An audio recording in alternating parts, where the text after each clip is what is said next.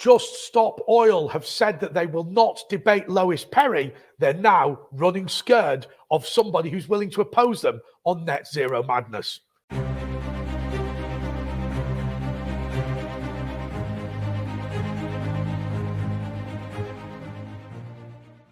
Hello, everyone. This is the Lois and Andre show, and Lois leading the whole conversation with you. I know, isn't it marvellous? Yeah, they did a statement via GB News saying that they would refuse to appear on anything that I'm on. They go on any other show with anyone else, not me.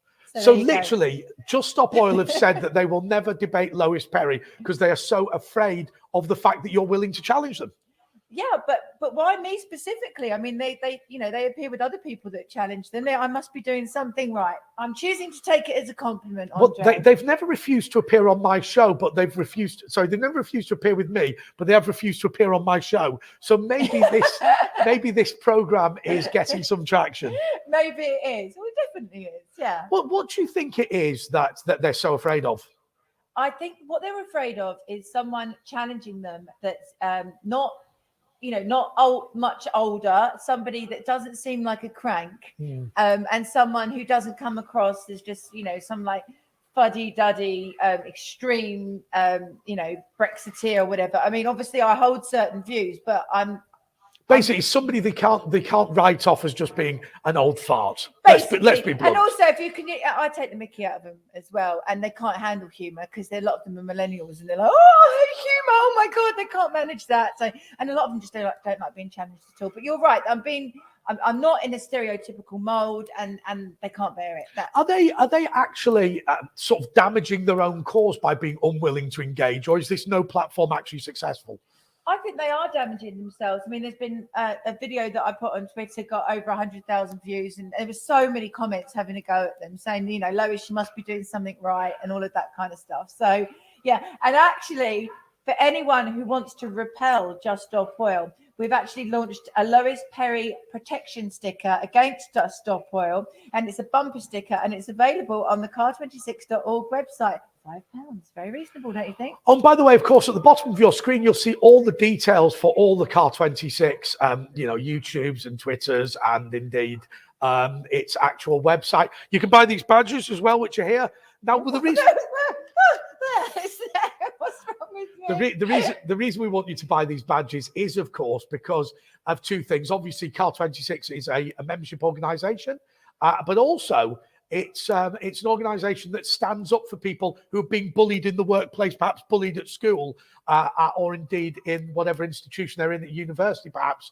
And if we all wear these badges, it actually becomes harder to pick on the little guy. Well, absolutely. This Just Stop Net Zero. You've got Go Woke, Go Broke. But you know what, Andre? It's very interesting you said that about schools and universities, because the kids are fighting back. Yes. The kids are fighting back. You've got the person that identified as a cat being challenged, and the girls arguing with their teacher about the whole gender ideology and self-identification. You've got young people moving Just Stop Oil protesters out of the road so that they can get to school. Yeah. I think the kids might be all right, Do you know, it's funny. I just feel like the young people have been so beaten in by left-wing teachers, but they are, obviously still good people. And we just feared that they were brainwashed, but perhaps that's not working quite as effectively as the political left had hoped. The kids now, right now, sort of 14, 15-year-olds, they're thinking, what a load of rubbish. They really are. Good. Absolutely. Good. Rishi Sunak's £400 billion plan to move to net zero has been criticised by MPs who say that there is a risk that the lights are going to go out before they move to the net zero position. Well, Lois, I have to say, something you predicted. Something that we've been saying as an organisation for, since October 2021. And, as other people might say, wow, what a shock, said no one absolutely ever. Of course, the whole renewables thing, it doesn't work. And the fact that they're saying it's cheaper and all of that is all based on these contracts for different prices, which they don't stick to. So, it's not cheaper. You can't store it. It's an app when we need it the most, February, March, no wind, no sun. Absolutely. What do you do? So effectively what they've said is that 40% of UK electricity is produced by gas. 25% is by nuclear, solar and offshore wind.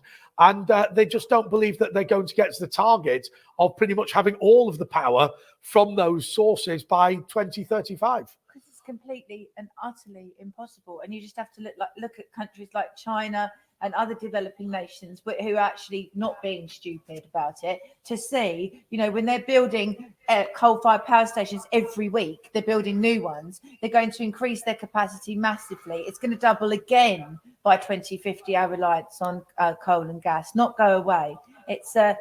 It's a nonsense, but it's finally being called out. But that's the shock, Lois. The fact that the Public Accounts Committee in the House of Commons, Meg Hillier is the chairman of that committee. She's a Labour MP. You would have thought that they loved net zero. So I suppose they're criticising Rishi Sunak for not being good at doing the net zero. It's not the net zero they're angry with, is it? Yeah, but also there is a sort of element of it getting real now. Yeah. It's getting real, and it will be anyone who is pushing this net zero stuff now, it is a vote loser. It really is a vote loser. But £400 billion when we've got all these financial problems, Lois. And it's pointless. It really upsets me because you and I have quite good jobs and all that sort of thing, and it is it is a privilege to do what we do, go on TV and all that. Absolutely. But there are people out there who are slogging the guts out. There are people out there who are earning 35 grand who are struggling. Now that is not a bad wage. It's not a bad wage, and it's when they're paying triple, quadruple price for their energy for no reason whatsoever, apart from an ideology which is completely and utterly flawed. I mean, one of the other stories we're going to look at later on is the whole net zero is causing massive inflation, but it goes with this story as well. When the price of energy goes up, everything goes up. But don't forget, we've got the subsidies as well. So we've got 10 billion in direct subsidies every year to green nonsense, 20 billion in indirect, which includes heat pumps, electric car subsidies, things like that. Yeah. So you've got the cost of fuel itself and energy, but then you've got the cost of living. So you've got a fourfold attack from an ideology which is so flawed that almost, all the other developing nations in the world are completely ignoring it, like China, for example. Absolutely. Well, look. China.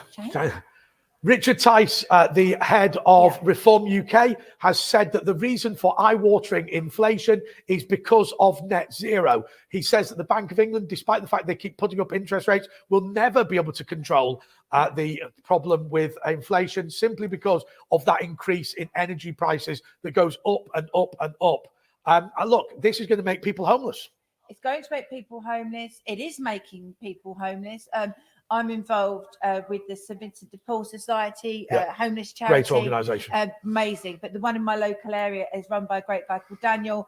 And he's seeing, he had one of the guys that was on the board, who had a massively good job in the city, who's now going there and getting food.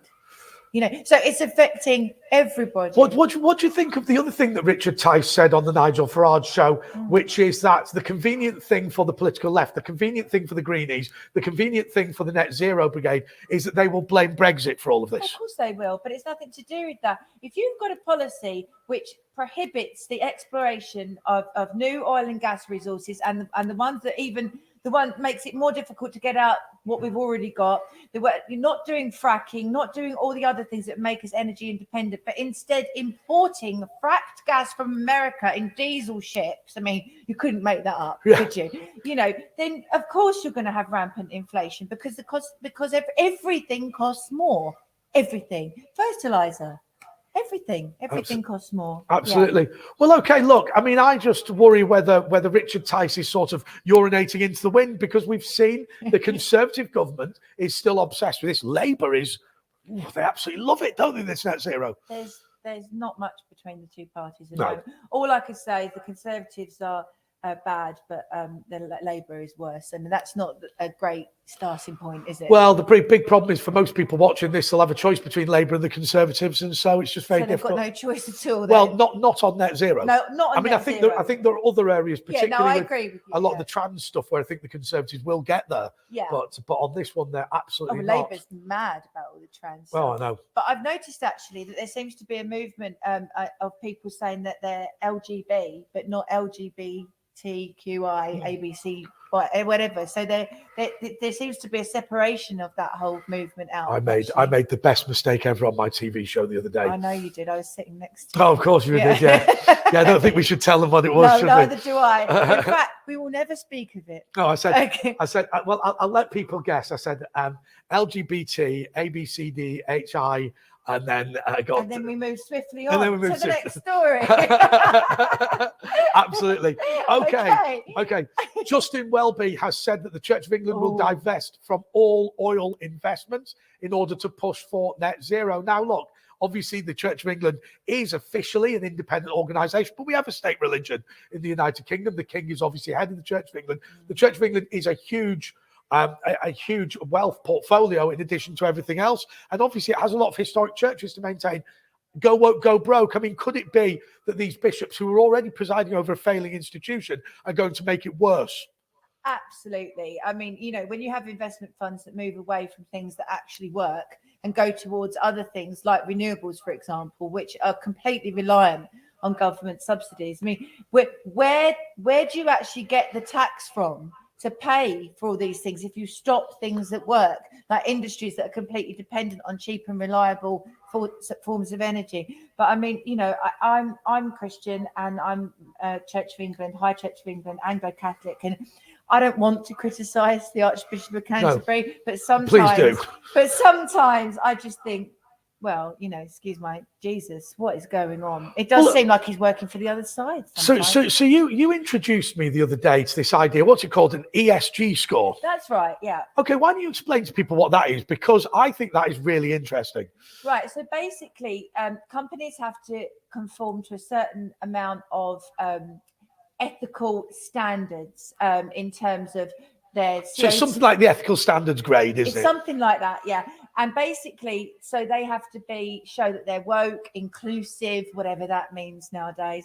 They have to say that they're reducing their carbon footprint, and they have to do lots of other things. And it's why Bud Light would have stomached the 15 billion loss on their share price, because if you don't hit these scores, you will not be able to borrow money on the markets, and a lot of banks won't deal with you. So when they talk about ethical investments, which is what Justin Welby's talking about now, they're literally turning around. They don't invest in different people. No. What they do is they force the people they're investing in to go woke. So hence what you have is Dylan Mulvaney advertising Bud Light, something that is clearly not in the economic interests of the company. Well, yeah. But of course, what it does do is enables them to borrow money on markets from ethical investment firms. But it will implode eventually, yes. because if you're going to have a free market, you need somebody actually somewhere making the actual money that's paying the taxes, which is where the government subsidies come from, which keeps the whole ESG ethical nonsense going round and round. But it's what about but they're not investing in oil and gas though, and that's dangerous, because that means that keeps the price of oil and gas high, because if you're not investing in it, you can't explore. Well, I saw the Indian ambassador speak at the Oxford Union, and something that he said, which I thought was absolutely fascinating and obvious. He said, look, when you they said, why are you buying Russian oil and gas in India? And he said, look, what you have to understand about a Western boycott of Russian oil and gas, they're not using less oil and gas. No. What they're doing is they're saying they're going to buy it from other places. And guess where that was? The people that used to supply us. Yeah, right. So now he said, so our position is we can either, they've got this embargo for rightly or wrongly, they've got this embargo on Putin. What then happens is our people have to suffer as a result while the West continues doing what it's doing. They said, we can't do that, so we have to buy cheap Russian oil and gas. But my point is that whatever you're doing, the need for oil and gas continues. It does continue. I mean, that's a pragmatic realpolitik at its best, isn't it? It really, really is. But no, since 1970, we have doubled our oil and gas usage, and by 2050, it will probably double again. It's not real, guys. This whole thing, it's not real. What about the morality of somebody who's supposed to be a religious figure who sits in the House of Lords as being part of the state religion? Effectively forcing this upon the country, because I mean, little old ladies put 50p in the collection tin on a Sunday in order to pay for this, and actually, the economic power of the Church of England's wealth. They're the biggest landlord, aren't they, in the country? Right? Well, they're one of them. One of them. Right. They might be the biggest. I don't know. They're certainly up there. They're certainly up there. Yeah, and the idea that they're trying to destroy oil and gas, that will be a significant problem, won't it? Yeah, well, they're just showing that they just don't care about people. I mean, Justin Welby needs to think about being Christian and other people. I hate to criticise the Archbishop of Canterbury, but I don't know. It's this is not good. I don't know if you know about the Extinction Rebellion pagan thing that was allowed in a cathedral recently. Oh God! Did you see it? No, I didn't. They were all dressed in these red outfits and were doing this sort of. Oh, I saw them. It looked, it looked dark. It looked like dark bloody magic. I mean, it really did. And they were all in this church, and I thought, what on earth is going on? But black magic's my favourite type of chocolate. You like black magic too? I like the milk tray man, with the polo neck. Yeah. He came through the window because the lady does. Do you know what? If we went to all that effort, you'd think it would be at least like Fortnum Mason champagne truffles. You know what I mean? To go through all the effort of swinging through the window. I don't know. I've just remembered this, but talking of derisory gifts, I remember me and my mates were watching MTV years ago, and the song from the 1980s, "Small Town Boy," came on, which was about Jimmy Somerville leaving home because he was gay, right? And obviously his dad doesn't really accept him, and the song's "Run Away, Turn Away, Run Away," and his dad gives him a tenner. But mate, will that be enough for a KFC family bucket? The sum total of what you're going to give to your child is enough for an 8-piece of chicken meal. I love that. That's how you work out what you can get for money based on what you can get in KFC. Yeah, look. If you're a 15, 16-year-old boy, we weren't concerned about his homosexuality. We were concerned about how much KFC could pay. But anyway. Ursula von der Leyen has said that we should abolish any prohibition on genetically modified crops because of climate change. Now, I've got to say to you, Lois, I don't know that I'm particularly against genetically modified crops, but it has to be said, we're now going to potentially risk dangerous technologies because of climate change. I think that probably the main reason that they're talking about lifting these restrictions is because they're buying up compulsory purchase orders on farmland all over Europe at the moment. I mean, in Holland, there's been protests. Someone's been shot. I mean, it hasn't been covered on our MSN net over here, funnily enough. Oh, that's a shock. But I know, what a shock, said no one ever. But yeah, so I think if they are going to relax the rules, it's probably more likely because they're purposely restricting the amount of agricultural land that's available. Well, years ago, they tried to ban pesticides. I don't know what happened with it. I think they did ban most of them. And there were real concerns that Europe would have a famine.